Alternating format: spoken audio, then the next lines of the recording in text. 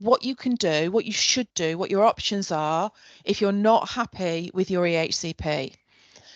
So you can appeal sections B, F and I of an EHCP to Sendist Tribunal. Sendist is the formal name, but it's often just called the tribunal, but they actually mean the same thing. So if you hear or see people talking about Sendist, you hear or see people talking about the tribunal, it's exactly the same thing.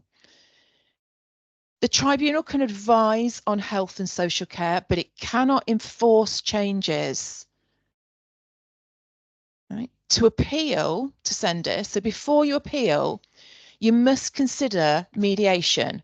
This doesn't mean you have to do mediation. This is a bit of a myth here, the mediation point. You have to consider it. That means you have to think about it and decide whether you're going to mediation or you're not going to go to mediation. If you choose to mediate, absolutely fine. Ring the mediation company and tell them you want to mediate. They'll organise it.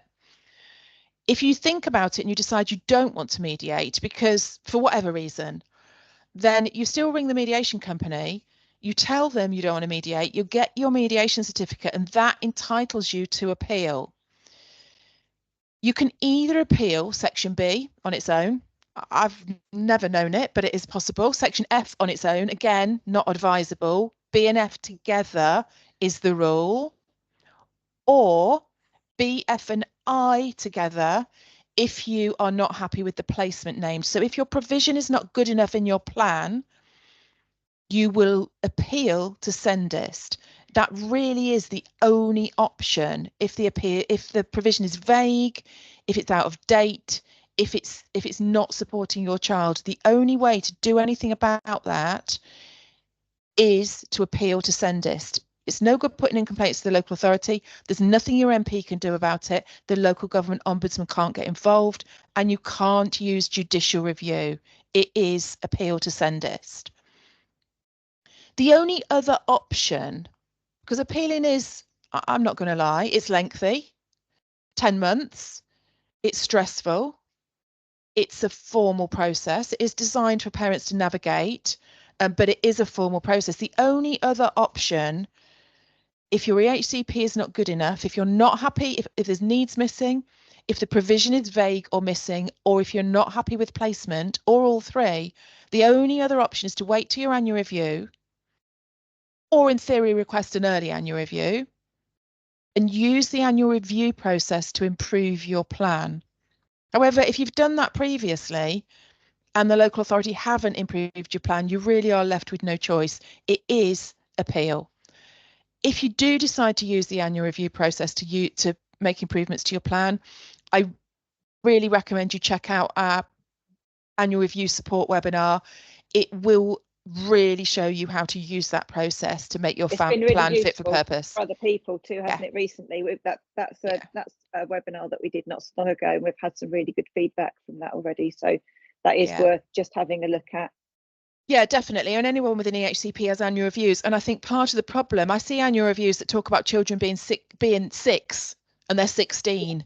You know, I had one the other day that the outcome said, this was for a 16-year-old, the outcome was that he would develop his learning skills through play. I'm like, this is a typically academically developing 16-year-old. It just hadn't been reviewed, and it's because schools, parents don't really, it's difficult, isn't it? You'd expect your school to run the annual review, and if you don't know what an annual review should do, you turn up to the meeting, the school run it, the local authority do what they like, and it's pretty irrelevant. It just turns out to be like an upgraded parents' evening, doesn't it? If you haven't got all the paperwork done, if you don't know what to expect for an annual review. I think this happens particularly with first annual reviews as well. Yes.